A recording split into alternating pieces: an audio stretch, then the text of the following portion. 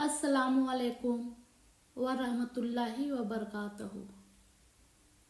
जिनके दिल की बात इस दुनिया में सुनने समझने वाला कोई नहीं होता, उनकी सब कहीं अनकही बातें उस दिल का मकीन सुनता है।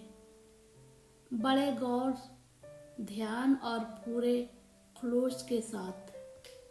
और पता है, मेरा रब जिस दिल में रहता है उसे दुनिया वालों से बात करने की हाजत ही नहीं रहती। तुम मांगो मुझसे, तुम्हारा मांगना अच्छा लगता है मुझे। तुम क्यों परेशान होते हो? क्या मेरी कुदरत पर यकीन नहीं है तुमको? मैं तो तुम्हारी शहरक से भी ज्यादा करीब हूँ। जब तुम अपनी माँ की नियत पर शक नहीं कर सकते तो उस पर कैसी बेयकीनी जो तुमसे 70 माओं से बढ़कर मोहब्बत करता है। मुझसे मुकम्मल यकीन के साथ मांग कर तो देखो। अर्श पर कुन कहकर पूरी दुनिया को तुम्हारा वसीला बनाकर तुम्हें ना नवाजा तो कहना। तुम्हें पता है तुम्हारा मसला क्या है? तुमने अपने फैसले अल्लाह पर छोड़ तो दिए हैं, मगर दिल से नहीं छोड़े। तुम अब भी चाहते हो काश फैसला वही हो जो तुम्हारी ख्वाहिश है। ये कैसा इत्तेबार है भला? समंदर के बीच खड़े शख्स को उस बात से क्या गर्ज, कश्ती आर लगे या पार। उसे तो बस ये यकीन होना चाहिए, मैं डूब भी गया तो ये मेरे लिए आर या पार जाने से बेहतर होगा। यही तो इत्तेबार का इम्तिहान है। अल्लाह जितनी मोहब्बत अपने बंदों से करता है वो आपके गुमान से भी आगे है। हम सिर्फ वो देखते हैं जो जाहिरी खूबसूरत है, जबकि अल्लाह ये भी जानता है आपके लिए क्या खूबसूरत है।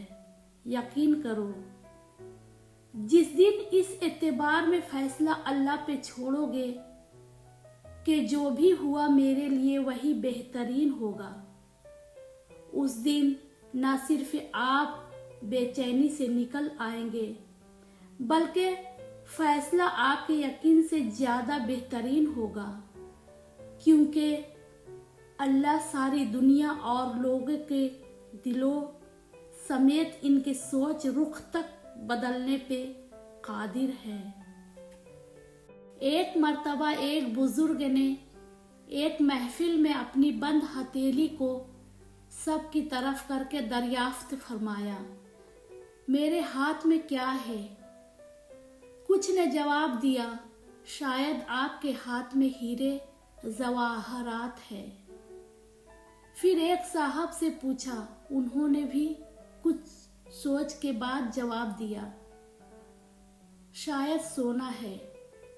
फिर पूछने पर एक ने जवाब दिया, आपके हाथ में अगर हीरे जवाहरात नहीं और सोना भी नहीं तो यकीनन चांदी या कोई कीमती चीज होगी। जब उन बुजुर्ग ने अपने हाथ को खोला तो उनके हाथ पर चंद कंकरियां थी। सब हैरान रह गए।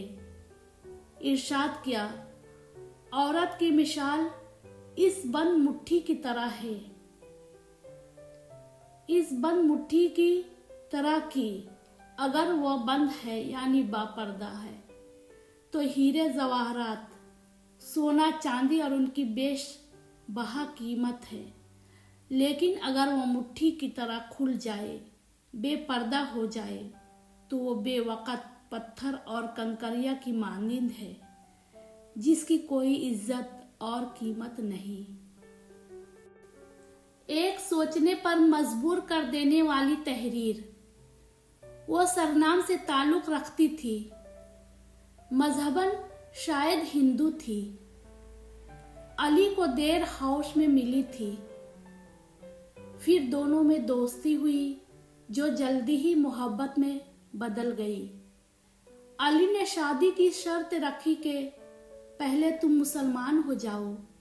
उसे अपने मजहब से कोई लगाव तो था नहीं, इसलिए फौरन इस्लाम कबूल करने पर राजी हो गई।